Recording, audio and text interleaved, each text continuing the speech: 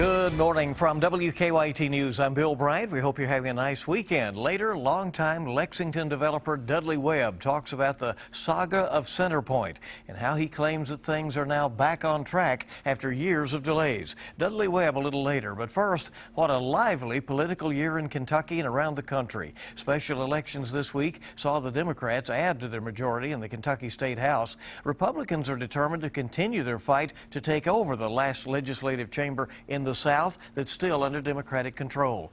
And what a year in national politics with raucous debates and tough talk as both parties have some bitter fights underway for their nominations. Kentucky Republicans just had their first caucus and party leaders are assessing how that went. The Bluegrass State also has a U.S. Senate race as Rand Paul abandoned his presidential ambitions to focus on his re-election bid. He expects to face Democratic Lexington Mayor Jim Gray in the fall. UK political science professor Dr. Stephen Voss is with us. He's one of the most quoted of all Kentucky experts on politics, and he's going to share some insights. And what an interesting year to be teaching politics as well, Dr. Voss. It sure is. Everybody's buzzing. I can only imagine. Let's go back and talk about the caucus. How did the Republicans do in holding the contest for Kentucky's Republican delegates last weekend? Well, you know, the numbers weren't bad, but when you consider that we had a really hotly contested Republican battle, I do think it ran some people off. And, you know, I heard some stories of people going, seeing lines, and leaving. So there's some costs to having a caucus, but it is a more involved process, and maybe you're willing to make that trade-off. You know, if, fewer people voting maybe, but people who are more involved and more interacting with each other. Are those the kinds of things that the Republicans have to be thinking about now as they assess how things went and decide how to go forward as to whether they'll have a primary or a caucus in 4 years? Well, the danger of a caucus is you get the more hardcore people, and that may result in different candidates. It doesn't usually, but on occasion in some states, a caucus, you get a different candidate than you would have gotten if you had a primary and voting were easier to do. Kentucky having this caucus early meant that Kentucky was perhaps more relevant in the process. The Democrats still have their presidential primary coming up in May. We don't know by then if Kentucky will be relevant, although at this point it looks like that may happen. Well, normally you wouldn't expect this primary to matter, but with Sanders and Clinton so neck and neck, especially among the delegates that the voters control, it could very well go down to the wire with them. If Clinton starts picking up victories outside the South, which she hasn't been able to do very well so far, then maybe by the time it gets here, she'll have pulled away. But it's not looking as though it's going to resolve itself anytime soon. Well, on the Republican side, Trump was the winner here in Kentucky. Ted Cruz coming in a close second. Many establishment Republicans are trying to stop Trump. Can they stop him? Well, we'll see pretty soon. Florida is looking like a Trump victory, and if Trump picks up Florida the way it seems as he will, beating favorite son Marco Rubio, he'll be pretty tough to stop with the numbers. It's not impossible, but it gets really unlikely. What do you think the concerns of the establishment Republicans are? Why, you know, they so fear the possibility of Trump being at the top of the ticket? Well, you know, Trump's dangerous in two different ways. On the one hand, on certain issues, immigration, foreign policy, he's talking very tough, sounding very conservative, and could run off voters that could have been available to them in the general election. On the other hand, on a whole host of issues, he's not really a Republican, and there's no reason to expect he'll be able to set up a coherent message that people running for Senate can mimic, can stand behind. And so not only might they lose the White House, the Republicans could risk losing the U.S. Senate when they might not have, even with a fairly conservative but real Republican candidate. So if you're Senate Majority Leader Mitch McConnell of Kentucky and you hope to hold on to the control of the Senate, what do you do if Trump is the Republican presidential nominee? Well, for sure, you don't try to whip your candidates into line to do a coherent message, because the party won't be able to give one likely. Instead, you let them float to where their constituencies are state by state. You give them more leeway to run the campaign that they think can succeed at home. So that election is sort of separate. It's not a coordinated sort of national effort. You try to make it separate. Bill Clinton was the last Democratic presidential candidate to carry Kentucky. He did in 1992 and 1996, and the state has certainly trended Republican more through the years since that. Is Kentucky likely to be at play in the fall? Almost certainly not. I mean, you could imagine a situation where the Democrats had a shot at Kentucky, but in that situation, they probably don't need us because that means they're having a pretty heavy victory in their favor across the country. We're just a little too Republican on national elections to be a battleground these days. If you are a reliably blue state or a reliably red state, sometimes that means you get fewer visits, right? Because you're sort of taken for granted by one and seen as impossible by the other? That's right. The popular vote, what the people do doesn't directly elect the president. The electoral vote does. And that means it's a state-by-state battle. We have a bunch of elections, not one presidential election. Kentucky being relatively small, and the fact that all the delegates go to the winner means the Democrats don't have much incentive to fight for this state. The special legislative elections were Tuesday, and the Democrats won 3 of the 4 House seats that were up for grabs. As we said, in the only legislative chamber that is still controlled by Democrats in the South. What are your observations about that? Well, if the Republicans want to take it, they will have a tough battle, despite what I just said about it being a fairly Republican state. One reason is what we see, nationally, what we see in states, is that once you have a president or a governor who's one party, usually that party does worse in the next election. We call that midterm loss in between election. Their party loses, and that's because people usually get disenchanted whenever you get a new president or a governor when they start to see some of the effects of the decisions they make. Do issues come to play in these local elections, even statewide issues? For instance, during this battle that was held for these 4 seats, one of the candidates in Scott County, in the Scott area, as well as Owen County and part of Fayette, that 62nd district, the Democratic candidate who won, Chuck Tackett, there were ads run in his behalf talking about the proposed budget cuts to higher education. Could that have been a factor? Oh, absolutely. I mean, we talk as though voters are stupid, but they're not. They understand often the context in which they operate. And they're not just going to look at 2 state legislators and in a vacuum. They're going to think about what the implications are up at the national level. That's one reason why you expect Democrats to do better when you have a Republican governor. They know that if they send Democrats to the legislature, they'll have to counterbalance each other and compromise. So Governor Bevin will very likely be involved in these fall elections, you would think. Well, he has a lot riding on having his friends in the legislature. That helps a governor get things done. But as I said, the voters usually like balance. I mean, a lot of them like balance. And so he'll have a more uphill battle getting his allies into the legislature. Senator Rand Paul is seeking re-election to his seat. He, of course, was running for president. That's why there was the caucus in Kentucky, so that he could run for 2 things at once. Lexington Mayor Jim Gray expected to emerge from a crowded Democratic primary. Kentucky has not gone for a Democratic U.S. Senate candidate since 1992, Wendell Ford's last term. Is it a tall climb for the Democrats to take a Senate seat here? It sure is, and for exactly the reason I was saying before. They know there's a Democratic president. They know control of the Senate could be at play. Sending a Republican is a way to get that balance, and it is a fairly conservative state, so when in doubt, they're likely to favor Republicans. Jim Gray's got a hard fight coming. It is interesting that there is, as you say, there's the national trend that seems to be Republican, but you keep returning to the fact that the Democrats always have a chance in state. And of course, we know we've had mostly Democratic governors, even in modern times. Voters are not afraid to split their tickets and vote for one party in one election and a different party in the other. The South was voting Republican in presidential elections long before they started giving their state and local offices to the Republican Party. And they had no problem with voting differently in the elections and viewing themselves as a Kentucky Democrat but a Republican on the national level, or some way of thinking through it that way. What are you telling your students right now about this? They look at the polarization in politics. They look at the Democrats seem to run to this end of the hall and the Republicans on this end, and they shout back and forth at each other, and very little seems to get done. But you go a few years back and things did get done, although we had partisanship then. Right.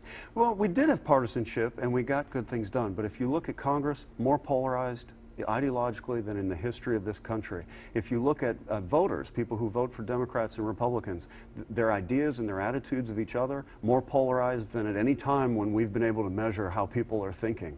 And that polarization is at its worst among young people. I mean, they are both the most sort of hard right, or at least willing to support hard right candidates, and the most hard left. They're the ones supporting Sanders. It's really among them where this pulling apart of the country is happening. And why is that?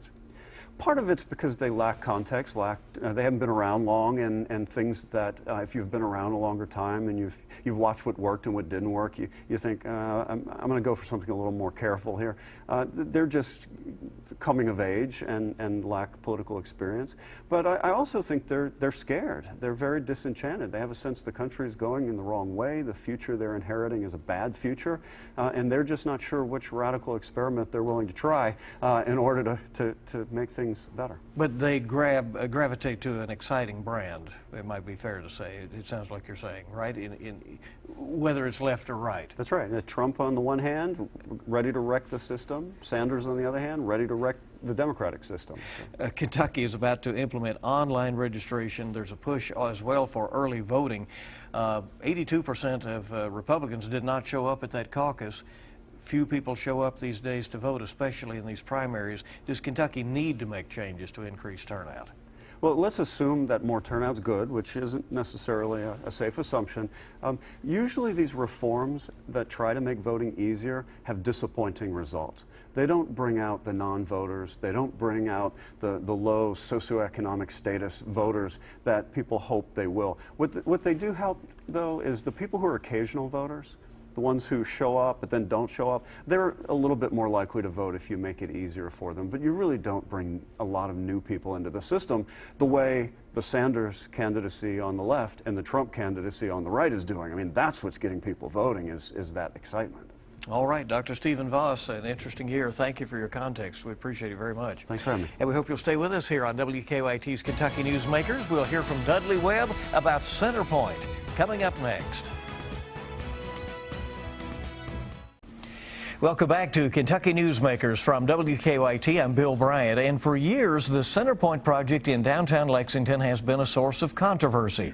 Developer Dudley Webb, who with his late brother Don pulled off transformative projects in the city in the 1970s and 80s, has not been able to get this one off the ground so far. Webb first raised a block of buildings in 2008 and at that time envisioned a multi-use skyscraper that critics quickly said would be out of place. Webb revised his proposal several times until a board that oversees that historic part of the city agreed to his plan.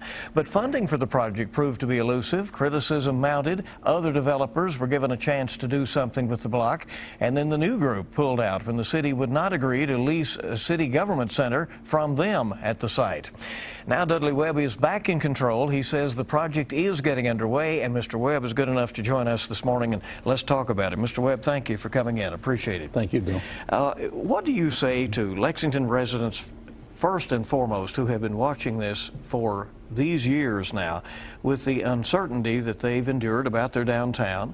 Everybody was told this will be ready in time for the World Equestrian Games in 2010, right, 6 years ago. Right.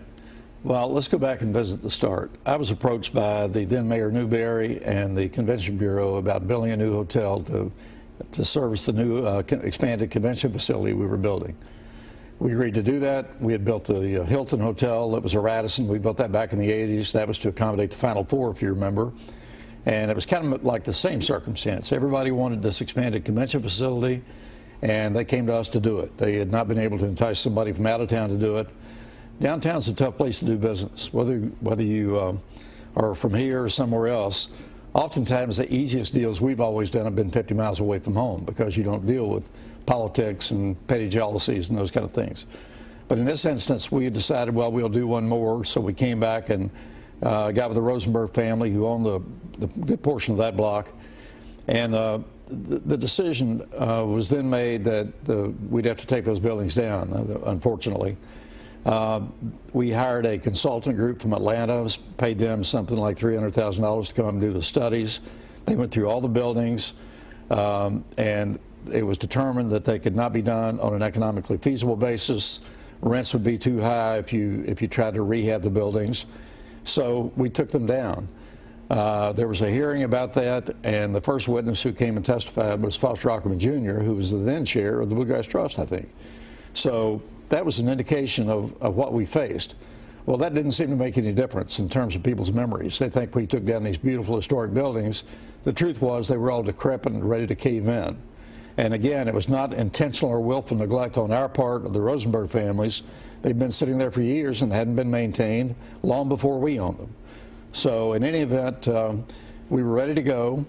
2008, we found a very wealthy European investor, a German citizen, lived in Switzerland, was very active in the reunification of the governments of East and West Germany, was represented by the K.L. Gates law firm out of Los Angeles, Bill Gates' father's firm. The managing partner of the firm was the trustee for their money, and they came to us and said they would like to invest in this project with us. And this and 5 other projects, one in Cincinnati, one in Bethesda, Maryland, one in Los Angeles, and one in some other location. So at that point, you thought you were ready to go? We were ready to go, and that was in 2008. In September of 2008, unfortunately, we received word that the fellow had died, but the trustee was saying the family is still involved and wants to do this project. Well, October of 2008 came the worst of worst recessions, the Great Recession. And the world fell apart. Everything stopped, and there was nothing we could do about it at that point. The family made an informed decision in Germany not to invest. So we then spent a couple of months unwinding. So by then, the games in 2010 are imminent.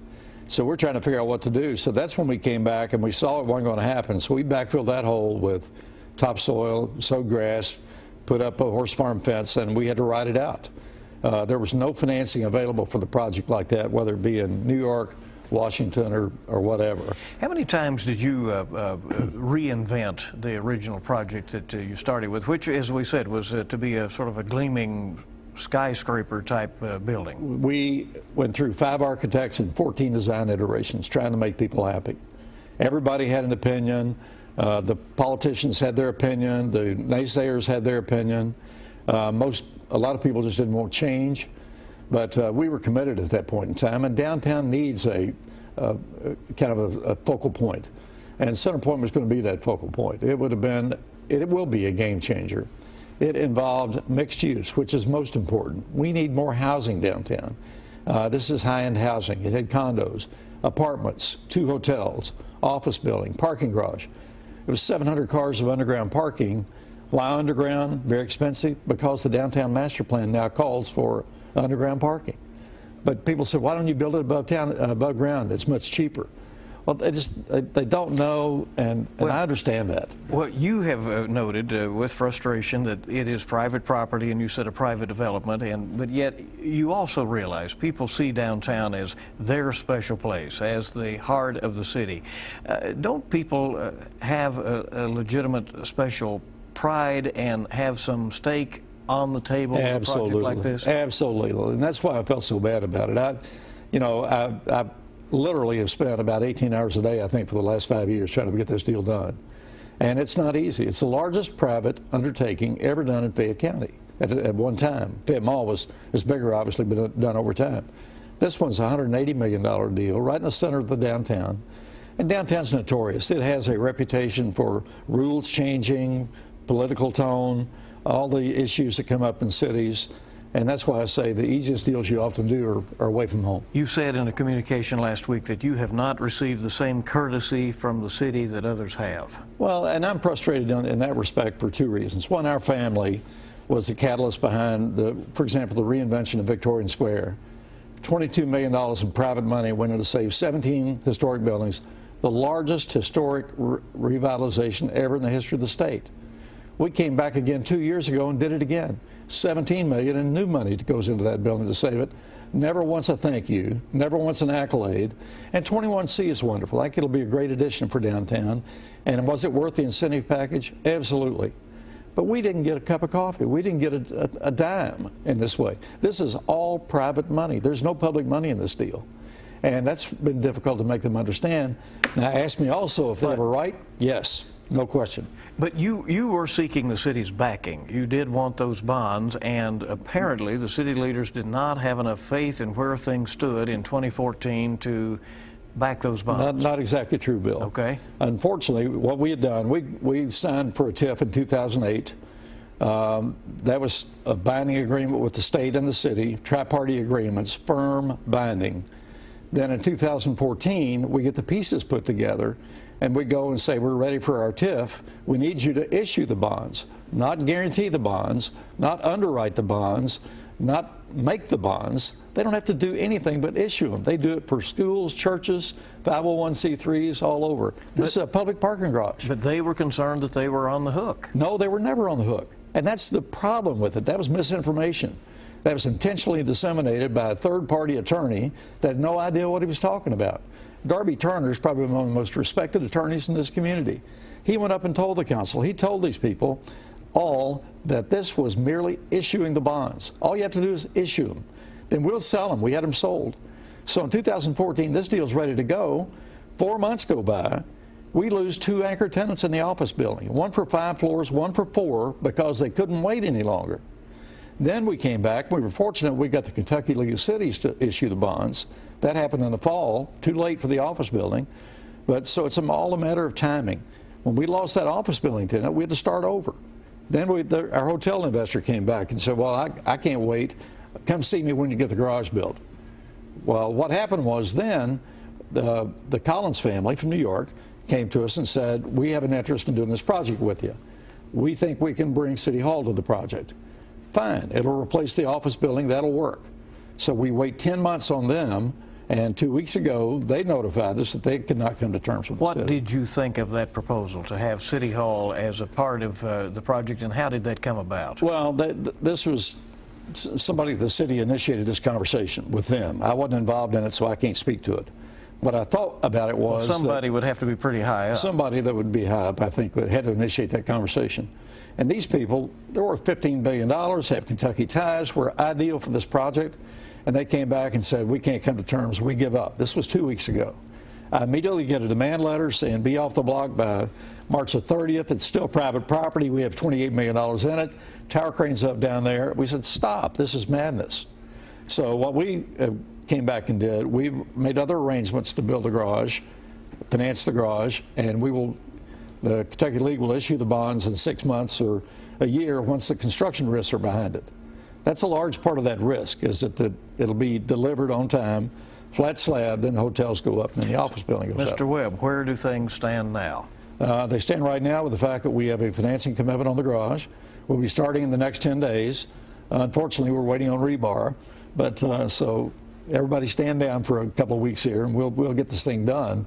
But it's go, and finally, and I apologize for not only for myself, for the city, for everybody that held this thing up, but I can tell you that it'll be worth it. And what will the project eventually come to look like? What will it be? It'll be the same design that was last approved by the city.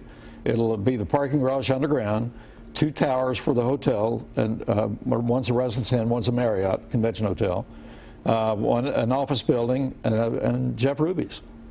And all of those are committed? All of those are committed. I mean, they've been committed for 8 years now. So, are you seeking other tenants? We are. Obviously, we are. We have about 40% of the office building committed again. We had to start over, which is very difficult, you can imagine. But and they'll come out of the woodwork. I think people are waiting on the credibility of concrete. And some would say the credibility in believing that this is actually going to happen. Yeah. And you understand that at this point after an 8-year wait by the people in this city, right? Yeah. It's become, you know, it's almost a punchline and a joke, the hole in the middle of the city. I understand that better than anybody, but I can tell you this: we've never undertaken a project we didn't finish, and we've done $3 billion worth of real estate projects all across the country.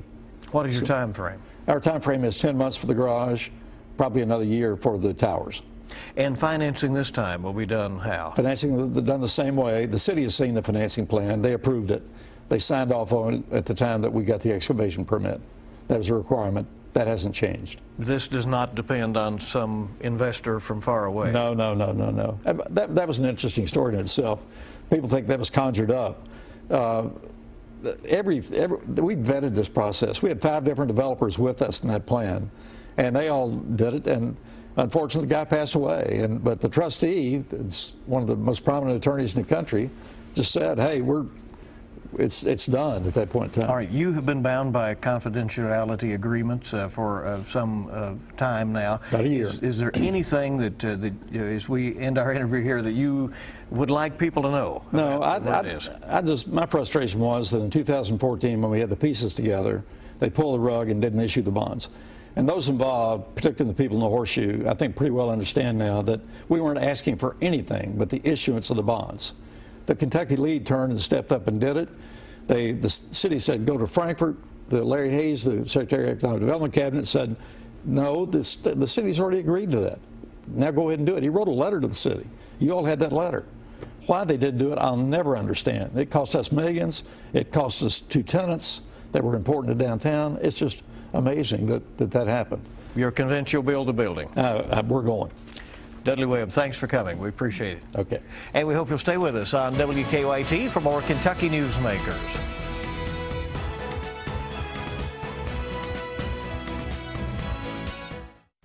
Welcome back, and some interesting discussions this morning. We want to thank you very much for being with us. In the week ahead, we'll be watching Frankfurt to see where the state budget proposals go from here. It's getting to be crunch time up there as we're getting into the last days of this 2016 session. Follow me on Twitter, KY Newsmakers, and for the latest, join us bright and early for WKYT this morning, this week, and have a good week ahead.